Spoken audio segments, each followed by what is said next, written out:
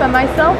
It's super more difficult than I ever expected, but it was really, really interesting. And to see the techniques and the different colors you can use was really an enjoyable experience.